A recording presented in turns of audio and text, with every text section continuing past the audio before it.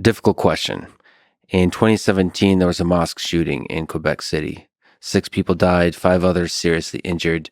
The 27-year-old gunman consumed a lot of content online and checked Twitter accounts a lot of people. But one of the people he checked quite a lot of is you, 93 times in the month leading up to the shooting. If you could talk to that young man, what would you tell him? And maybe other young men listening to this that have hate in their heart in that same way, what would you tell him? You're getting it wrong. If anything that I or anyone else in mainstream politics says drives you to violence, you're getting it wrong. You're getting it wrong.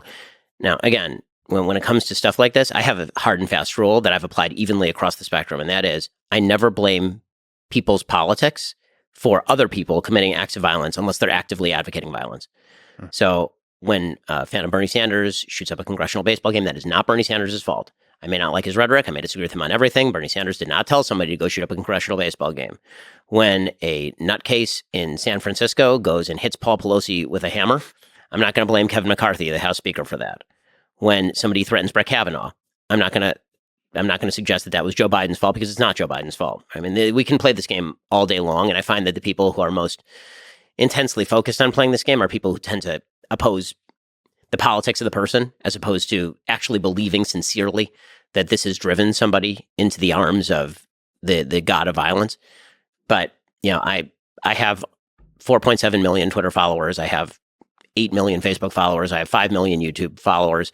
I would imagine that some of them are people who are violent. I would imagine that some of them are people who do evil things or want to do evil things. And I wish that there were a wand that we could wave that would prevent those people from deliberately or mistakenly misinterpreting things as a call to violence.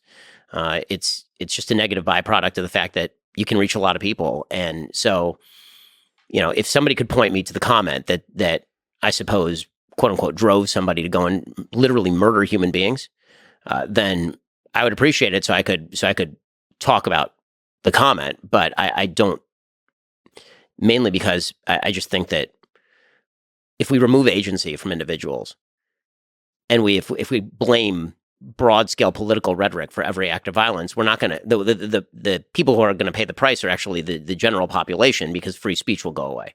If the idea is that things that we say could drive somebody who is unbalanced to go do something evil, the necessary byproduct is hate, is that speech is a form of hate. Hate is a form of violence. Speech is a form of violence. Speech needs to be curbed.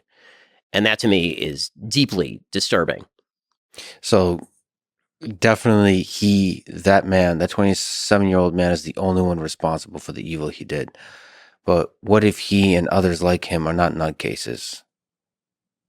What if they're people with pain, with anger in their heart? What would you say to them? You are exceptionally influential, and other people like you that speak passionately about ideas. What do you think is your opportunity to alleviate the hate in their heart? If we're speaking about people who aren't mentally ill and people who are just misguided, I'd say to him the thing that I said to every other young man in the country: you need to find meaning and purpose in forming connections that actually matter, in a belief system that actually promotes general prosperity and promotes helping other people. And this is why, the message that I most commonly say to young men is it's time for you to grow up, mature, get a job, get married, have a family, take care of the people around you, become a useful part of your community. I've never at any point in my entire career suggested violence as a resort to political issues. I mean, the whole point of having a political conversation is that it's a conversation. If I didn't think that it were worth trying to convince people of my point of view, I wouldn't do what I do for a living. So violence doesn't solve anything. No, it doesn't.